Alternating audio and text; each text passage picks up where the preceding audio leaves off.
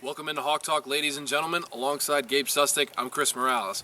A special game here at White House Field against the Harwich Mariners. The Harbor Hawks took on the struggling Mariners coming in at 5-4-1, and Devin Smeltzer had himself a start to remember, a no-hitter against the Mariners in what was an absolutely dominant performance from the Florida Gulf Coast product. 9 innings, only 1 walk was the lone blemish, and the offense and defense behind him was part of the 5-0 victory against the Mariners today. Yeah, Chris didn't have as many strikeouts as obviously Smeltzer had in his first start.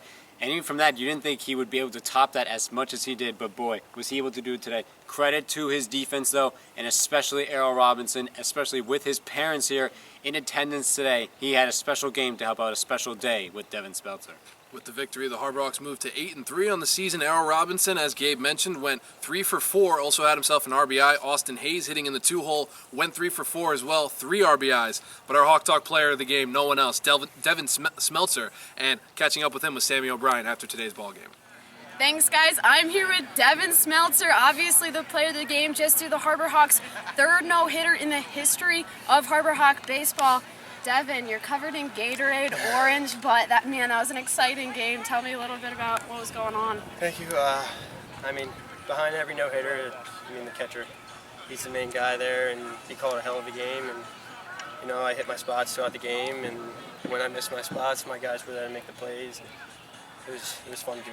You definitely got some help from Arden. Errol Robinson over there at shortstop made some big plays for you. How big was it to have him there behind you? He made like 3 or 4 huge plays that saved it, and it's usually not just the pitcher that goes into it. You got the whole field behind you that saves it. Mm-hmm. Had a perfect game going into the 7th inning. The one batter that got on was for a walk. It was a full count.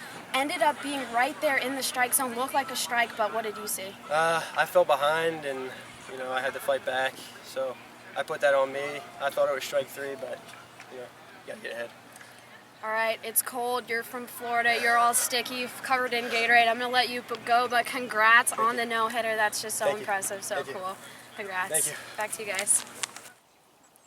Thanks, Sammy. With the win, the Harbor Hawks move to 8-3 on the season. They snap a 2-game losing streak, and tomorrow's going to be a big game, or 2 games actually, as they take on the Chatham Anglers. Another doubleheader Sunday, this time at McKeon Park. They'll take on the Anglers starting Game 1 at 2 p.m., and obviously Chatham having themselves a nice little streak, but the Harbor Hawks coming in here today with a great pitching performance, and everything looked very well. 12 hits offensively. Harbor Hawks really turning around after that losing skid. Yeah, Chris, the Harbor Hawks really got back to their offensive prowess. Obviously, they left the bases loaded at one point in the game.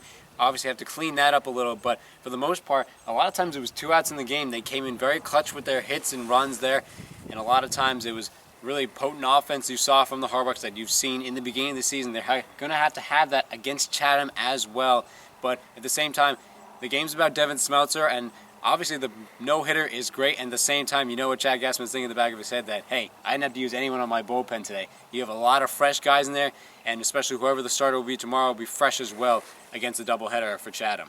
Absolutely. Devin Smeltzer getting himself his 2nd victory of the season, now up to 12 strikeouts. He's 2-0, and obviously that's a great thing for the Harbor Hawks.